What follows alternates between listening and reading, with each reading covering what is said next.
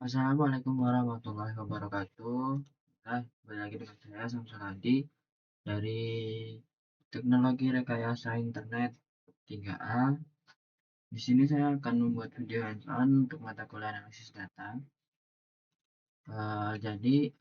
Ini adalah salah satu lab ya, di mana saya akan coba untuk eksplorasi data analisis ya, atau EDA di dataset World Energy Consumption ini. Jadi pertama itu ada beberapa tahapan, di mana ada persiapan dan pemahaman data, pembersihan data, missing value dan outlier, analisis statistik, deskripsi, analisis hubungan antar variabel, visualisasi, dan interpretasi. Lalu buat datasetnya sendiri, saya sudah berhasil untuk mendownloadnya. Pertama kita buka dulu. Sebenarnya jika langsung juga tidak masalah sih, tapi di sini saya akan coba buka dulu untuk datasetnya. Jadi datasetnya seperti ini ya, banyak sekali kosong seperti ini. Lalu kita coba ke praktikumnya. Di sini saya sudah memilih atau mendapatkan script code ya untuk Google Colab. Jadi di sini untuk tahapan persiapan dan pemahaman data itu saya menggunakan library utama yaitu Pandas alias PD dan NumPy ya alias NP. Nah, lalu masuk ke load dataset di mana kita itu akan mengimportkan file yang sudah kita download tadi ya. Di sini formatnya itu .csv.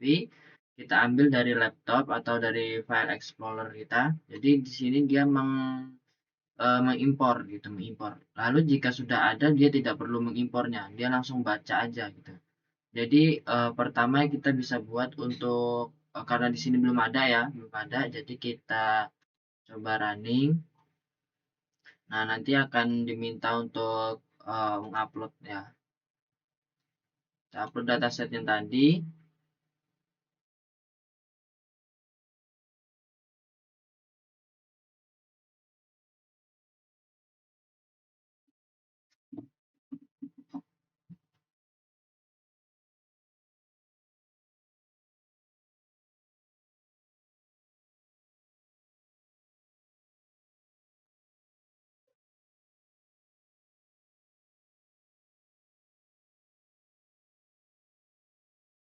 Masih proses untuk upload.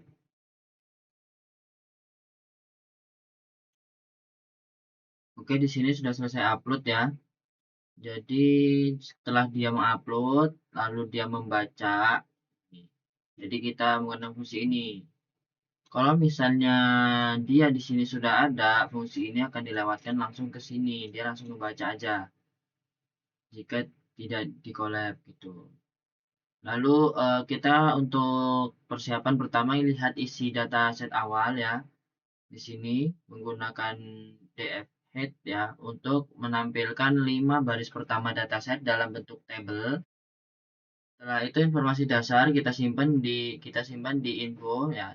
Nah, di sini saya coba terangkan sedikit tentang df. Df itu data frame ya, di mana kita setelah membaca dataset tadi disimpan ke variabel data frame. Lalu variabel data frame itu kita tampilkan untuk 5 baris pertama. Kita tampilkan buat struktur datasetnya df info. Lalu kita coba untuk jumlah baris dan kolom, maksudnya ukuran datasetnya kita coba gitu kan. Kita tampilkan juga berapa jumlah barisnya, berapa jumlah kolomnya seperti itu dari data frame yang sudah kita simpan. Di sini data frame shape ya untuk melihatnya. Lalu di sini ada cek tipe data ya. Tipe data itu ada tipe data numerik, kategorik, terus kategorikal, numerik, terus ada unik. Nah, itu kita coba cek juga. Lalu cek apakah nilai kosong atau missing value. Nah, kita cek juga apakah ada nilai kosongnya dengan perintah data bermetode f.isNull.sum. Artinya isNull ini adalah dia untuk mengecek missing value, lalu sum dijumlahkan untuk missing value per kolomnya. Nih, kolom. Lalu cek statistik umum untuk pemahaman awal. Nah, di sini nanti kita akan coba untuk statistik deskripsi awalnya saja, tapi nanti ada di tahapan berikutnya. Jadi output pertama itu seperti ini, di mana kita menampilkan 5 baris pertama dataset dari World Energy Consumption, ya, di sini. Lalu ada 5 row kali 120 kolom, segitu kan. 129 kolom. Kolom itu yang ke bawah, baris itu yang ke samping. Lalu ada informasi struktur dataset di sini. Kolomnya itu ada 129 entry. Ada tipe datanya, ada untuk float itu ada 126, integer ada 1, objeknya ada 2. Jadi kalau kita jumlahkan kolom dan barisnya itu segini ya. Jadi ada 22.012 baris dan ada 129 kolom. Nah, ini dari yang menampilkan tipe data ya. Tipe data mana tadi? Nah, ini itu outputnya seperti ini, tipe data per kolom. Jadi di kolom country itu objek, year itu ada integer, discount itu objek, population itu ada float, GDP itu ada float. Nah, ini. Lalu kita tampilkan juga tadi untuk missing value-nya. Jadi di country sama years itu 0, tidak ada missing value mungkin ya. Nah, ini ada beberapa missing value di ISO code, population, GDP, bahkan di kolom-kolom lain itu sangat besar ya. Ada sampai 17.911 missing value dari jumlah data yang 22.012 itu mungkin hampir 80% atau 95% kosong gitu ya, missing ya. Nah, ini untuk statistik deskripsi awalnya seperti ini. Lalu kita lanjut ke tahap 2, yaitu untuk pembersihan data. Di sini saya berikan untuk keterangan ya, tanpa menghapus kolom. Artinya ketika ada kolom yang seperti ini, yang jumlah missing value-nya mungkin di atas 50% dari jumlah data, jumlah baris, itu kita tidak boleh menghapusnya, tetapi kita akan merubahnya. Merubahnya seperti apa? Nah, di sini saya masih menggunakan import pandas dan NumPy ya, menampilkan 5 baris awal, jumlah missing value per kolom. Di sini ada top 10 untuk sebelum. Jadi dijumlah ya, dicek, dijumlah, lalu dia menampilkan top 10 gitu. Top 10 yang ibaratnya missing value-nya paling tinggi dari yang lain. Lalu menangani missing value. Nah, di sini nih yang namanya menangani missing value itu bukan berarti ketika missing value-nya satu kolom itu lebih dari 50%, itu kita hapus, tidak. Tetapi ketika tipe data itu atau kolom itu, tipe data itu berupa float atau integer, maka missing value itu dirubah menjadi median. Ya. Untuk data numerik diisi dengan median. Jadi setiap missing value pada tipe data numerik kita rubah ke median.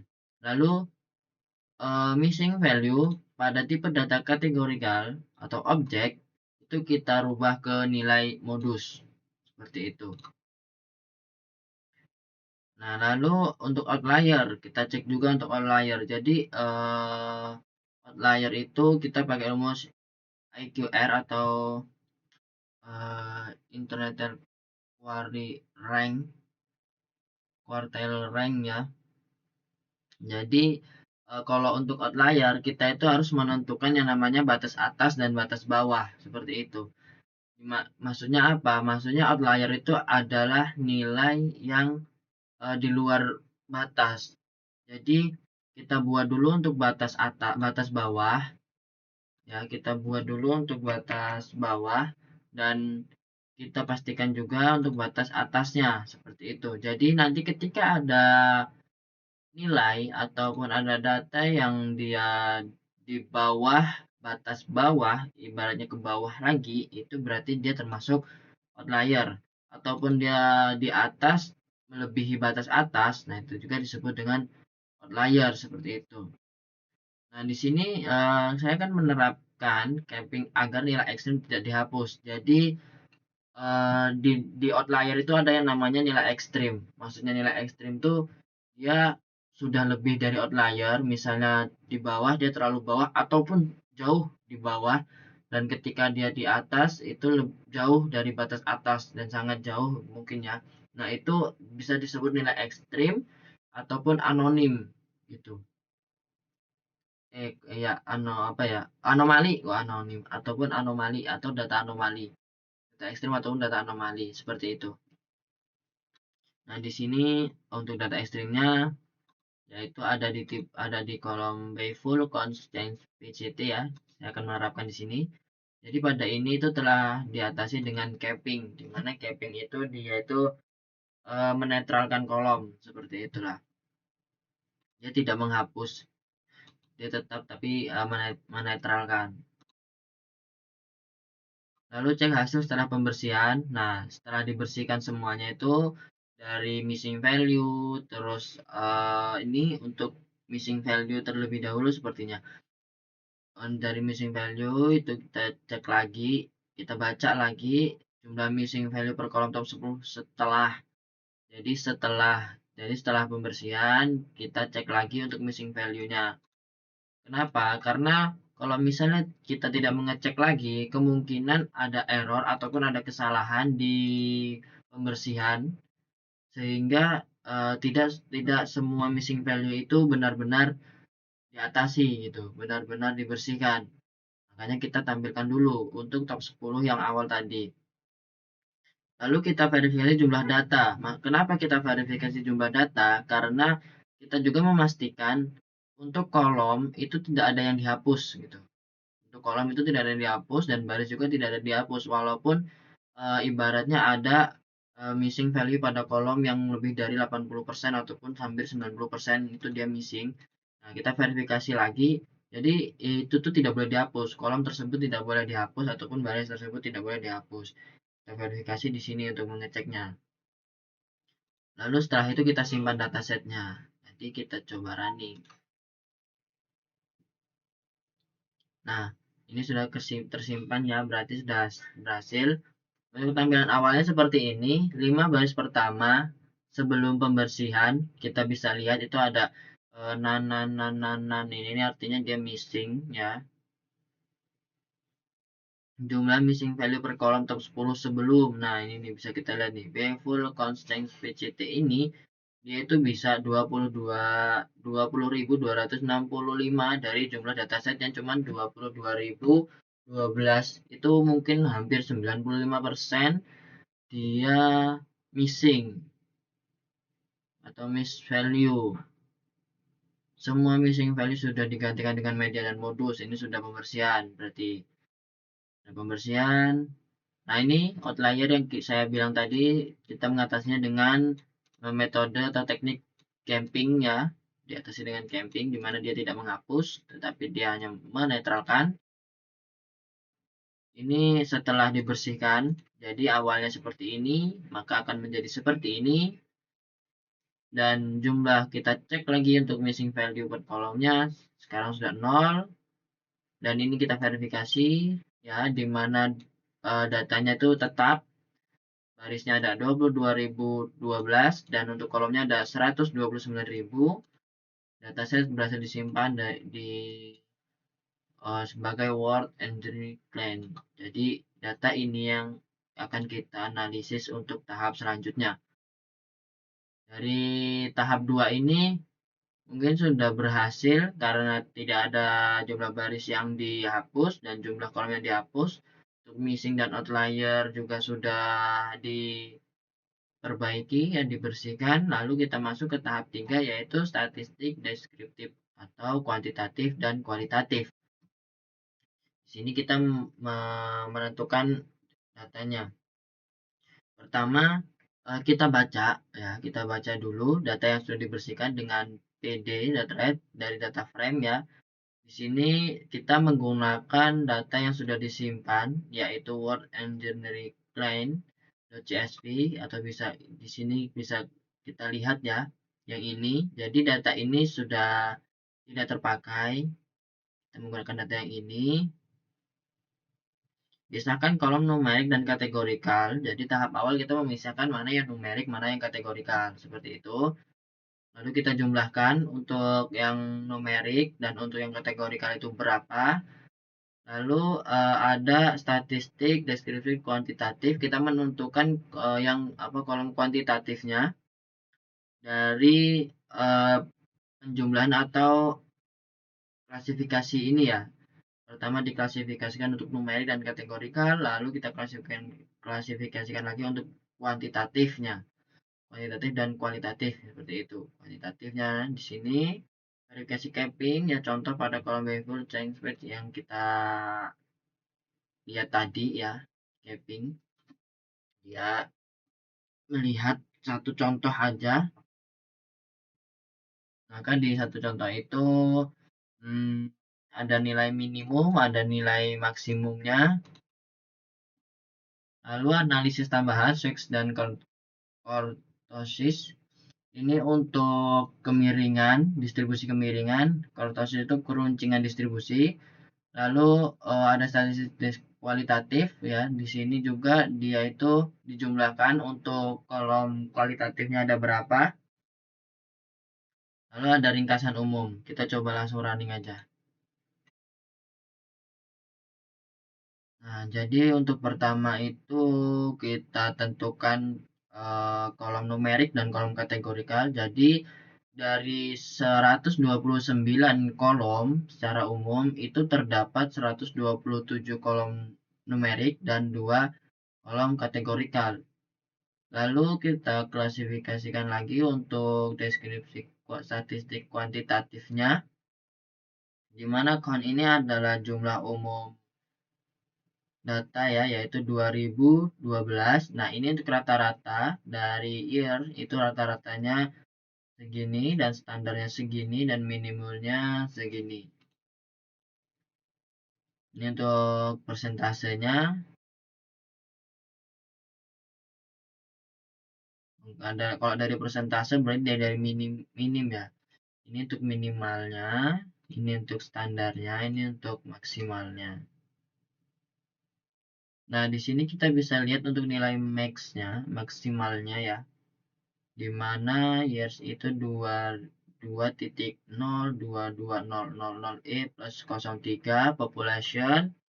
Ini untuk nilai max-nya. Lalu kita coba ambil satu contoh, yaitu pada kolom full constraint PCT ini. Di sini kenapa dia bisa sama nilai minimum dan maksimumnya, kita coba cek di bagian ini. Mainnya segini, ini untuk rata-ratanya segini, standarnya segini, dan untuk minimumnya segini. Jadi dari sini kita bisa lihat ya, nilai rata-ratanya sudah segini dan minimumnya sudah segini gitu. Nah, kita cek lagi di sini. Nah, ini untuk 75%-nya ibaratnya max-nya itu dia segini. Kita lihat di sini. Nah, max-nya itu segini. Jadi ketika minimumnya sudah segini, maka max-nya juga ya bisa lebih harusnya ya. Tapi di sini segini. Kenapa seperti ini? Karena tadi itu kita melakukan proses yang kedua, yaitu pembersihan data. Mungkin kolom full constraint PCT ini dia terdapat missing value yang cukup banyak sehingga kita menggunakan nilai main ya untuk menggantikan missing value tersebut, dan nilai mainnya itu segini. Nah, ini termasuk nilai min, jadi ya maksimalnya juga segitu.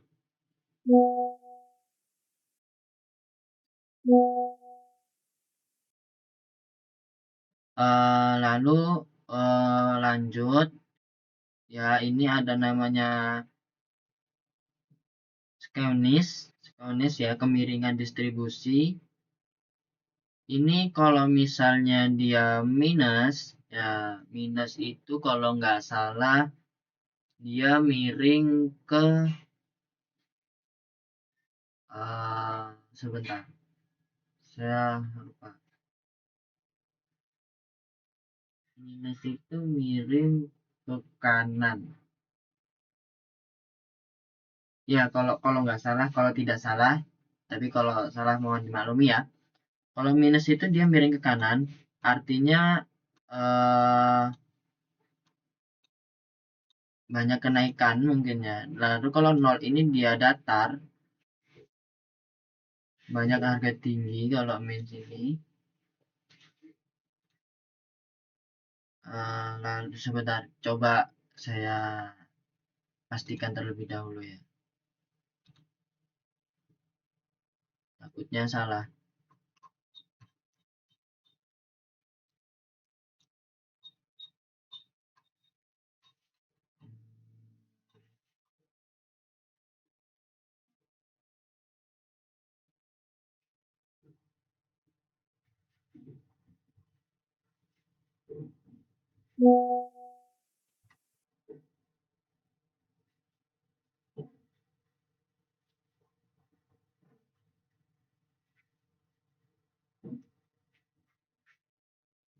Nih, jadi kalau dia plus itu hubungannya positif sempurna, kalau nol itu dia tidak ada hubungan, lalu kalau minus itu dia hubungan negatif sempurna. Apakah itu disebutnya bukan? Sama-sama.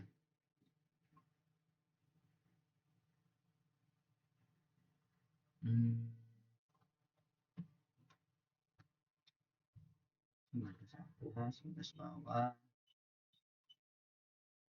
si masuk ke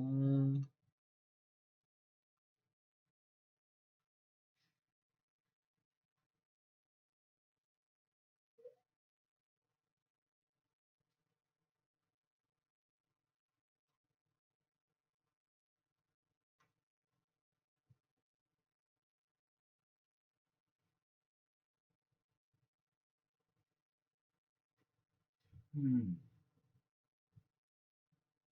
ini nah ini nih, nah ini.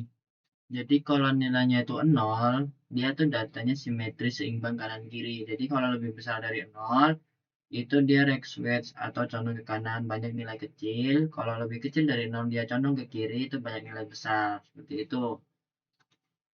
Jadi ini banyak nilai besar, ini banyak nilai kecil, dan ini untuk standar. Maksudnya dia normal, nggak miring kanan kiri gitu. Nah, ini kalau yang ini dia kayak hubungan gitu ya. Sepertinya sama aja. Ini untuk keruncingan distribusinya. Lalu ada statistik deskriptif ya, kualitatif. Jadi di sini kita bisa menjumlahkan kolom country itu ada jumlah kategorinya sekitar 306 dengan 5 nilai terbanyak dalam kolom country yaitu Zimbabwe 123. Ini bisa kita lihat namanya itu akun, data type dan integer di sini. Lalu ada kolom ISO code itu jumlah kategorinya ada 219 dengan 5 nilai terbanyak di sini. Lalu ada ringkasan umum dataset. Jadi dari total dataset yang barisnya ada 22.012 dan kolomnya ada 129, itu ada tipe data per kolom di mana floatnya itu 126, ada objeknya yaitu 2 dan integernya itu 1. Jadi totalnya itu ya ini 129 kolom. Dan sekarang kita masuk ke analisis hubungan antar variabel. Di sini saya sudah melakukan visualisasi ya untuk library-nya. Saya pakai PLT dan SNS atau SEWords. Pertama ya, yang pertama yaitu membaca ya, dibaca dulu datanya yang mau kita analisis. Lalu kita pilih subnet kolom numerik untuk korelasi ya. buang kolom yang nilainya sama semua, ini kayak duplikat. Jumlah kolom numerik yang digunakan untuk korelasi, total, hitung matriknya, tampilkan 10 pasangan variabel dengan korelasi tertinggi. Kita tampilkan di sini positif tertinggi dan negatif tertingginya. Nah, kita coba running. Langsung running aja. Jadi seperti ini untuk tahapan awal di mana 10 korelasi positif tertinggi. Jadi ini dengan ini itu masih satu tipe ya. Ini mungkin korelasinya bisa tinggi dan contohnya itu yang ada yang beda tipe tuh ini. Nah, ini dia itu positif ya, positif tertinggi. Jadi dia nggak min. Namanya positif kan dia nggak min. Nah, kalau yang negatif itu yang min-min ini nih. Nah, untuk visualisasi heat map korelasinya itu seperti ini. Aduh, tidak bisa di ini ya. Nah, kita kalau mau memahami ini, kita abaikan yang apa ini namanya?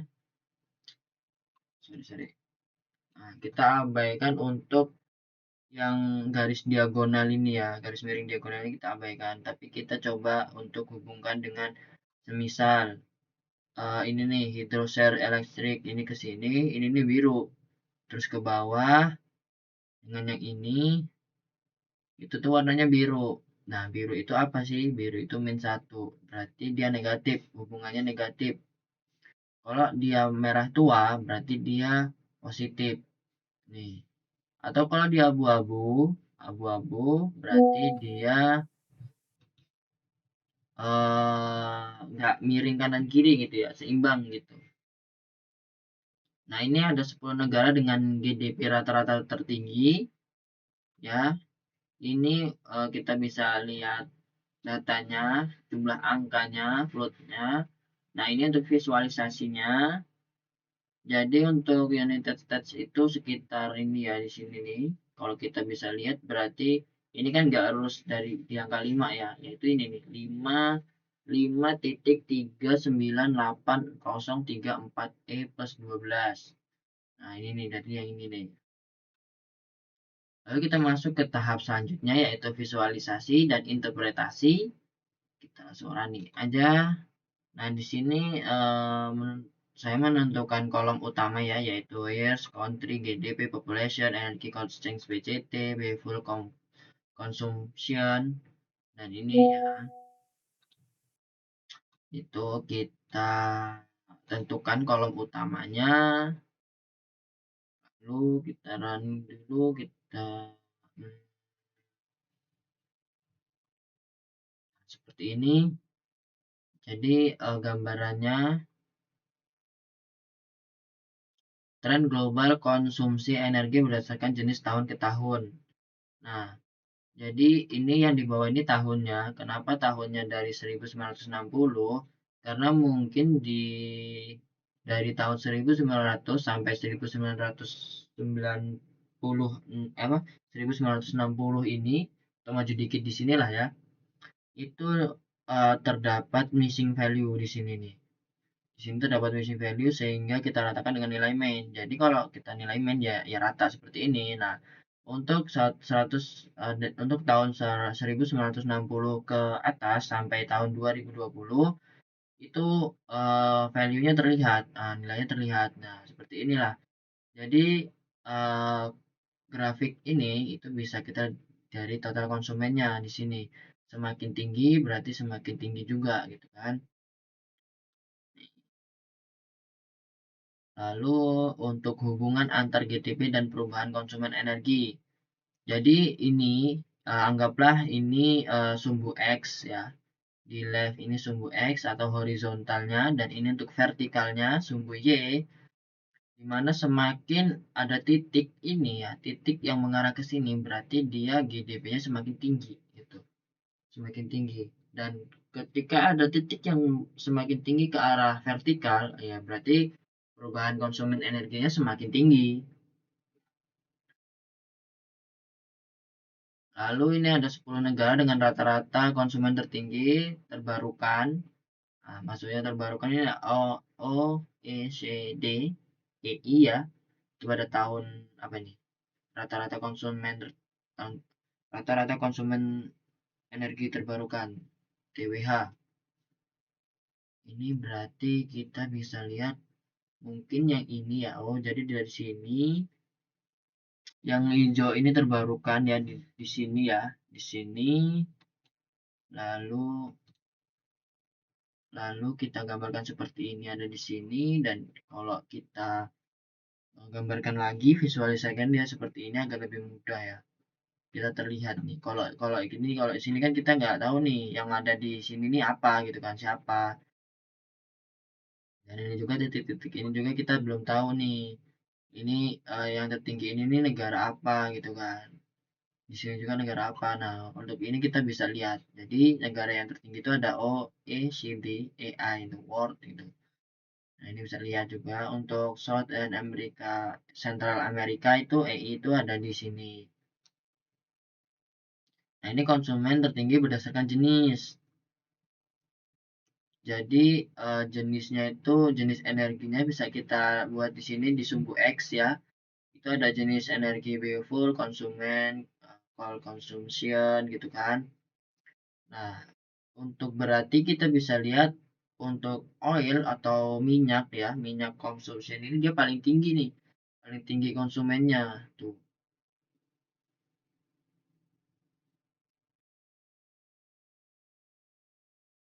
Ya, seperti itu. Oke, mungkin cukup sekian video dari saya. Kurang lebihnya saya mohon maaf. Jika ada salah kata saya mohon maaf. Saya akhiri. Wassalamualaikum warahmatullahi wabarakatuh.